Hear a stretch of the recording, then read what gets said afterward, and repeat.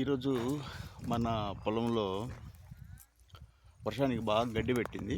చూడండి, ఈ యూకలిప్టస్ అంటే చెప్పాను కదా, అప్పుడు జామాయిల్ అని చెప్పాను. జామాయిల్ వేస్తే ఇవి మనం భద్రాచలం క్లోన్స్ అక్కడి నుంచి తెప్పించాను నేను. ఇవి ఈ ఎంత గడ్డి పెట్టిందో చూడండి, ఇంత చాలా ఎక్కువ గడ్డి పెట్టింది వర్షానికి. మొన్న గడ్డి తీయకపోతే ఏమొస్తుందంటే చెట్లు కూడా ఎదగవు. ఎక్కువ భూమిలో ఉండే భూమి సారం అంతా కూడా ఈ గడ్డి, కలుపు గడ్డి అంటాం మనం ఇంగ్లీష్లో. వియర్డ్ గ్రాస్ అంటే ఎందుకనో ఈ గడ్డికి అంత బలం ఉంటుంది.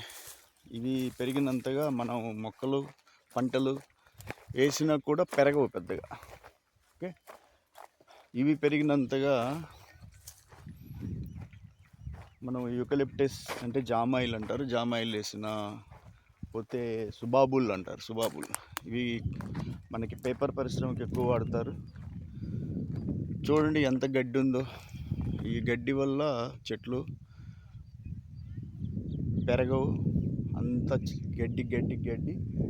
సో ఉదయం నిన్నటాల నుంచి ఇల్లు చేస్తూ ఉన్నారు పని. నిన్నటాల నుంచి కూడా గడ్డిని తీస్తూనే ఉన్నారు అనమాట. అటు సైడ్ చూడండి, నేను బ్యాక్ చేస్తాను, బ్యాక్ కెమెరాలో.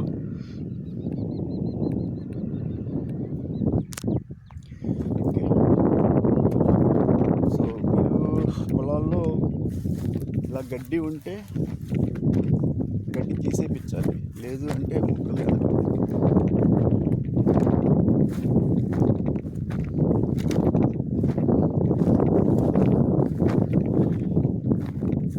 రైతు దేశానికి ఎన్నెముక లాంటి వాళ్ళు.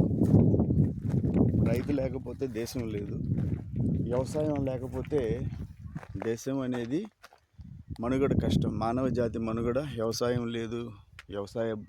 వ్యవసాయం చేసేవాళ్ళు రైతులు ఎప్పుడు కూడా పచ్చగా ఉండాలి.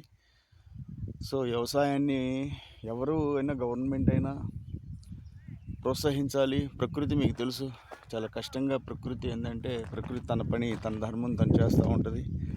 అకాల వృష్టి అని, అనావృష్టి అని, తుఫాన్లు, ఓకే, ఎక్కువ వర్షాలు కురుస్తూ ఉంటాయి. సో రైతుకి చాలా కష్టం. అంటే తాను ఒకటి అనుకుంటే ఇంకొకటి అవుతూ ఉంటుంది. ఎప్పుడో ఒకసారి పంట రావటం అంటూ జరుగుతుంది. ఓకే, ఎప్పుడో ఒకసారి పంటలో లాభాలు ఉంటాయి అన్నమాట. ప్రతిసారి నష్టం అని చెప్పను, కానీ నష్టం వస్తే తట్టుకోగలిగే కెపాసిటీ పాపం రైతుకు ఉండాలి కదా. ఎందుకంటే ఎక్కువ మంది కౌలు రైతులు ఉంటారు.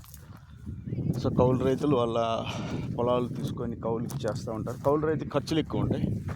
అదే సొంత భూములు అయితే కొంత మనకి నష్టం వస్తే తక్కువలో నష్టాలు వస్తాయి అన్నమాట. ఓకే.